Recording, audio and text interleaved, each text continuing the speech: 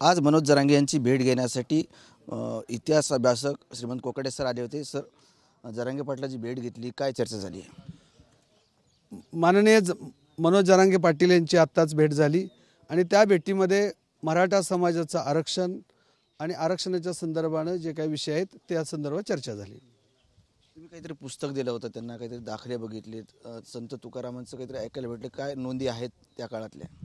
आज खूप दिवसापासून माझी इच्छा होती की माननीय मनोज जरांगे पाटील यांची भेट घ्यावी, पण त्यांची आंदोलनं, त्यांचं उपोषण, राज्यभर दौरा, त्यांची वेळ मिळत नव्हती।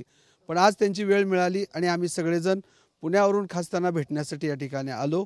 तर त्यांच्याशी सविस्तर छत्रपती शिवाजी महाराजांचं चरित्र त्यांना भेट दिलं, जिजाऊ चरित्र त्यांना भेट दिलं, महात्मा ज्योतिराव फुले यांच्या संदर्भात लिहिलेलं पुस्तक त्यांना भेट दिलं, संत तुकाराम महाराजांची गाथा त्यांना भेट दिली।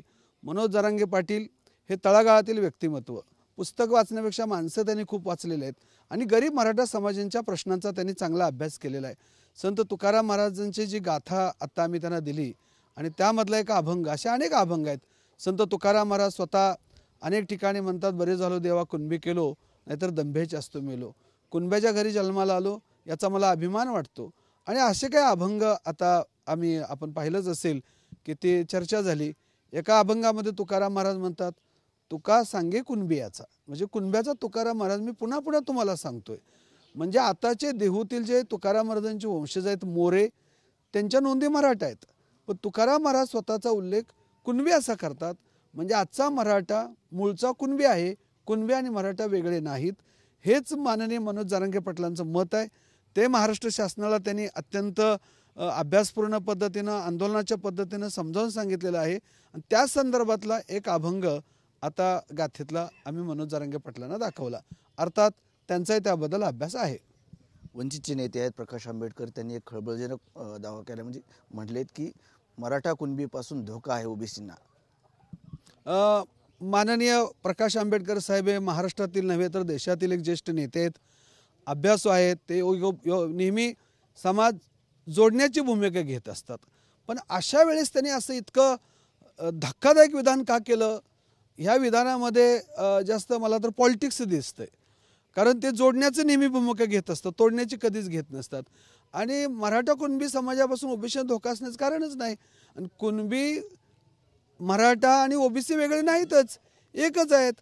महात्मा ज्योतिराव फुले गुलामगिरी या ग्रंथामध्ये असं म्हणतात, मराठा म्हणजे कोण? मराठा ही जात नाही, सगळ्या समूहाला मराठा म्हटलंय। महात्मा फुले म्हणतात, कुणबी, माळी, मातंग, महार, धनगर, सुतार, लोहार, कुंभार, आगरी आदी मिळून मराठा, सगळ्यांना मराठा म्हटलंय। म्हणजे कुणबी असेल, माळे असेल, धनगर असेल, ओबीसी असेल, हा मराठाच आहे, हे वेगळे नाहीत।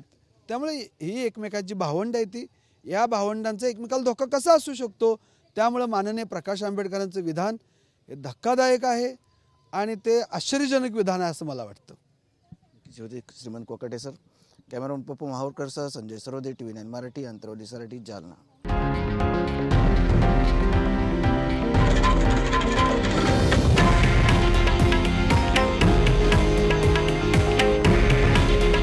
हे आहे देशातील नंबर 1 न्यूज नेटवर्क आणि आपण पाहत आहात TV9 मराठी।